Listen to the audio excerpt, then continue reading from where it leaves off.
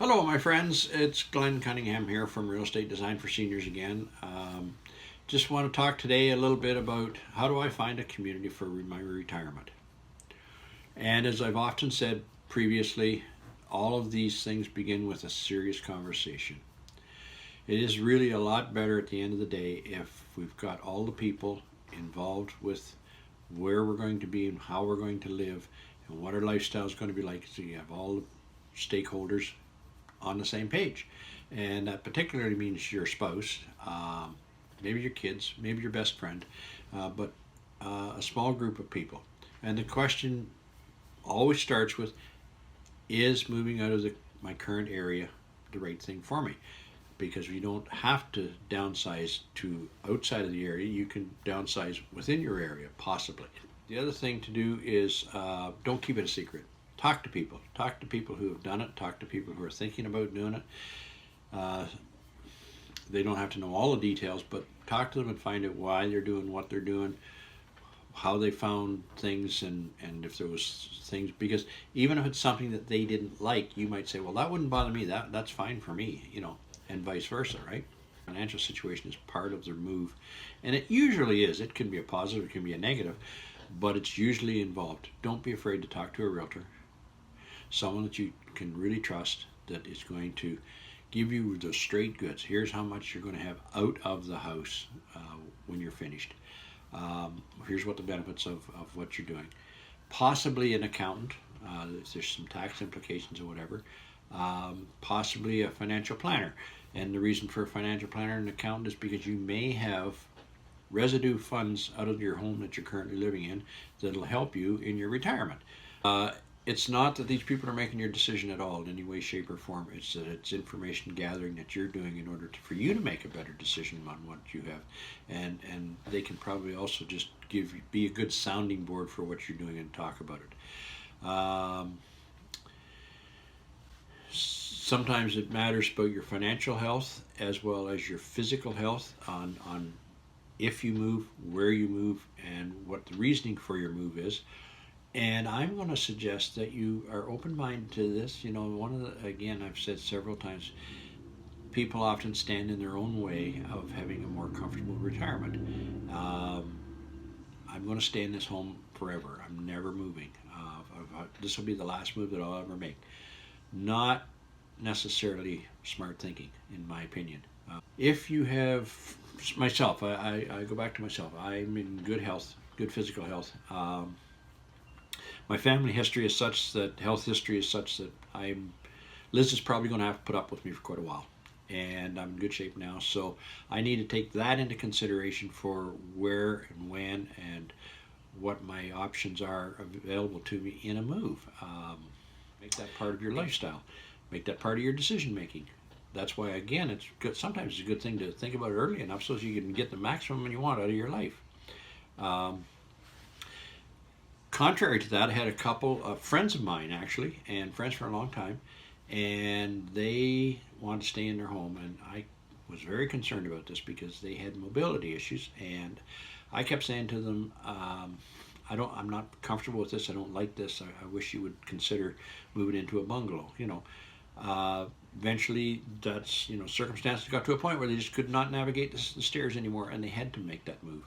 My point is, it depends on you. It depends on your circumstances, your family, your dynamics, what's important. Because I see the benefits of this kind of a move, and I am very partial to moving to smaller areas. Why?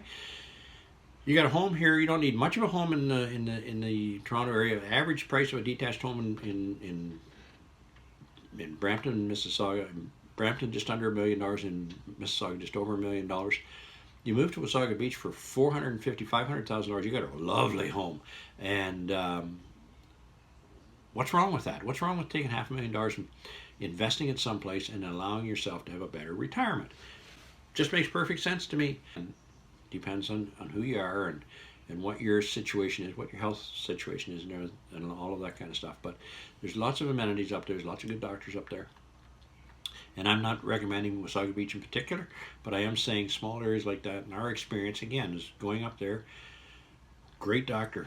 The hospital was good in Collingwood, so we've been in Collingwood, Owen Sound, and Barrie.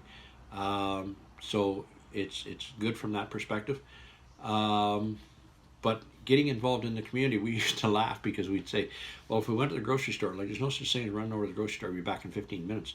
Went to the grocery store, which was less than 5 minutes away, it'd be an hour, because there was always people there that I knew that I would talk to. And when in a small community, you find that if you make any effort whatsoever, you're going to get to know a lot of people if you get involved. We made a conscious decision to get involved, and we'll talk about that in a minute. I've had people that have moved to, actually what they did, sold their house here, bought a nice home in Barrie, sold their cottage, so that because they were near the lake in Barrie, they felt they didn't need their cottage. They brought their boat down to the marina in Barrie, and they actually haven't even fully retired yet, but over the period of time they will. And it's something that they're able to do, enjoy their life more now, and look forward to even more involvement with their retired life. Another couple that have moved from their home in Brampton, moved to their cottage, but before they moved to their cottage, they tore the old cottage down, built a brand new, beautiful home on the river up in Haliburton, and absolutely gorgeous place that they've now built up there, nice bungalow, and again, much bigger than their house they had here. Question whether or not they needed that big of a house, but on the other hand, it's a great investment. They wanted to have lots of room for family that would come and spend some time with them, so that's what they did in order to make that. I have a feeling there are probably people that'll stay in that area for their full retirement, and I do find there's a tremendous amount of people who maybe it shouldn't happen, but it does happen, where they're ready for retirement and they still have a mortgage on their house. It might be a smaller mortgage, but they have a mortgage on their house. If they downsize into a condo or something, you still have a significant amount of monthly costs. But if you move to some of these other areas, you're still in a lower cost area, as well as you've got some money out of it in order to get rid of the mortgage, maybe put a couple of dollars in the bank, and maybe it's just a matter of preparing yourself better for a new car, and new house, new car, like another house, less expensive home, buy a new car, maybe a little bit of furniture that somebody's wanted all their lives, maybe travel a little bit. There's all kinds of reasons why you might want to do that kind of a move, because seriously, you can pick up a fair number of dollars. How do we find those areas? Well, for some of us it's easier than others, I think. For Liz and I, it's quite easy, because there's nothing, we love to drive, and we'll spend some time and go around, and if we find a community that we like, then we try and spend a little bit more time in it. And I'm doing it because I'm doing research for you folks, and but aside from that, if you were doing it for yourself, you're going to do the same thing. Recommendations: if it's a community you go into, you kind of say, this is kind of nice, I wonder what it would be like here. Find out if they have a museum. Go to the museum. An agent from Niagara who works very similarly to I do with a lot of seniors, and that was her recommendation, is find the museum, go to the museum, spend a few hours there, talk to the people there, because they're usually very informative. They're usually people that have been in the community a long time. They have an interest in their community, so they know where things are, what's going on, what's the clubs, etc. And this, when I said to you about us in Wasaga Beach, one of the things that happened was I got involved with Lions Club. Liz got involved with the Lioness. She was on the library board. I was on the board of trade, and we had more people. I know more people in Wasaga Beach in a year and a half, 2 years, than I knew in Brampton after being in Brampton for 20 years. And why? Because you just got involved with things in the community. Once you start in a small community, once you start to get involved in one part, people that are involved with that are involved with something else. The next thing you know, you're just got several circles of people that you know. So from that perspective, there's always lots to do, lots of things to go ahead with. And those things are usually, who the contacts for that is usually known by the people who are at the museum. That's why the museum's so important. It's a good place to go. If they don't have a museum, then go to the local Chamber of Commerce, or to the Board of Trade, or Chamber of Commerce. Commerce deals with local businesses, which are quite often connected with local community service groups. And I can tell you there's an awful lot of good stuff with people that are involved with Probus, with Kinsman, Rotary, Lions. They're all good organizations. Just get you involved with the community. But anyway, travel to the target areas. Travel to them several times. If you find a place that you really like, travel to it several times. Don't just make one trip. Make several trips. If you're going to live there, You're going to have friends that are going to travel there. You might as well travel back and forth a couple of times, and then you can find out what's the best way to get there, what's the best time to be there, and what all the amenities are, where the good restaurants are, and the good coffee shops are, where the seniors clubs are. And don't be afraid to ask these questions. And most, in fact, I'm going to say all, service clubs and social clubs have no problem if you want to just join in for a meeting or two to talk to people, see who's there, and if it's the kind of thing that you like. Find the coffee shop, and let's face it, more and more, and I know with this COVID thing going on, it's a little tougher, but there's always a coffee shop that people go to enjoy in the mornings, and it's a great way just to get a feel for what the community's like. Nothing like a bunch of old people talking to give you an idea of what's going on, and use your own judgment. In your own judgment, check out what's important to you. Make yourself a list. You've got time to do this, so make yourself a list. What are the things that are in the community? What are the things that are of interest to you? For somebody like myself, as I say, in retirement, I would probably look for, how close are we to rivers that I could fish in. Liz and I are avid boaters, and I have a feeling that when we get into a retirement situation, we're not going to be near boats, but we're going to definitely want to be near water. Just seems to be something that's a big part of our lives.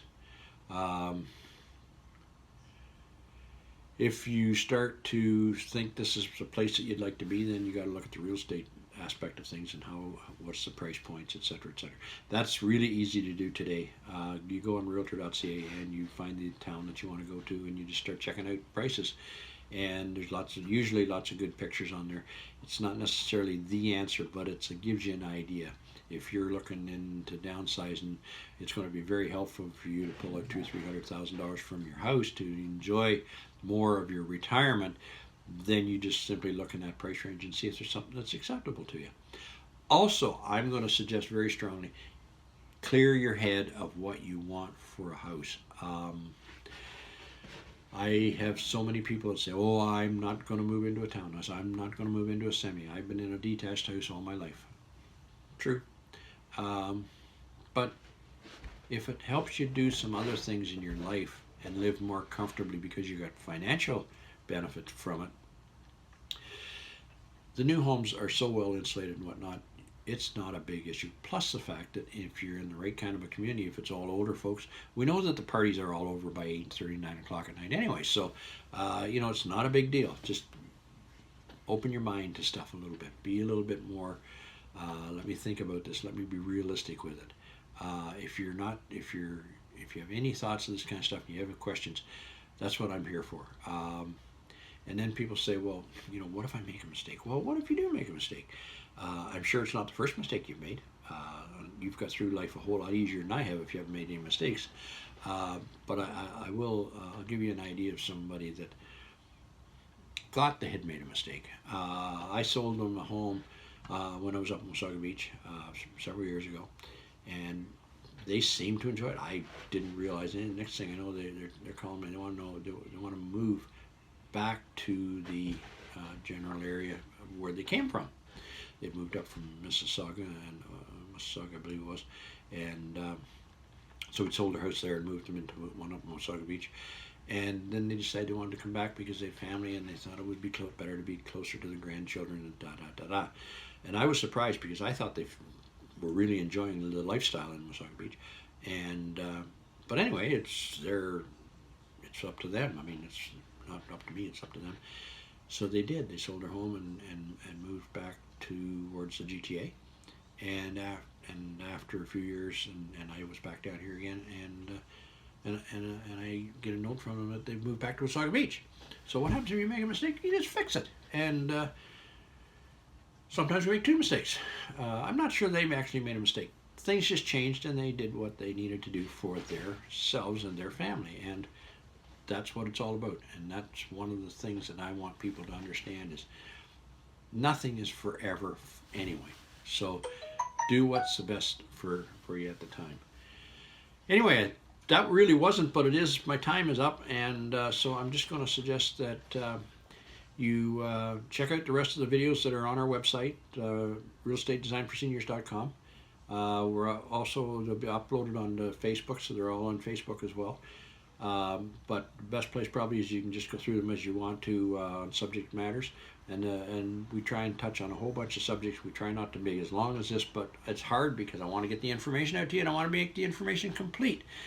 Having said that, if you've got any questions, any thoughts that you'd like to do this a little bit more seriously, don't hesitate. Give us an email, give us a call. And if you're wondering what I'm doing right here, my dog just came in and because I'm working at home, and my dog just decided that she wanted some attention. Anyway, have yourselves a great day, and thank you for spending some time with me.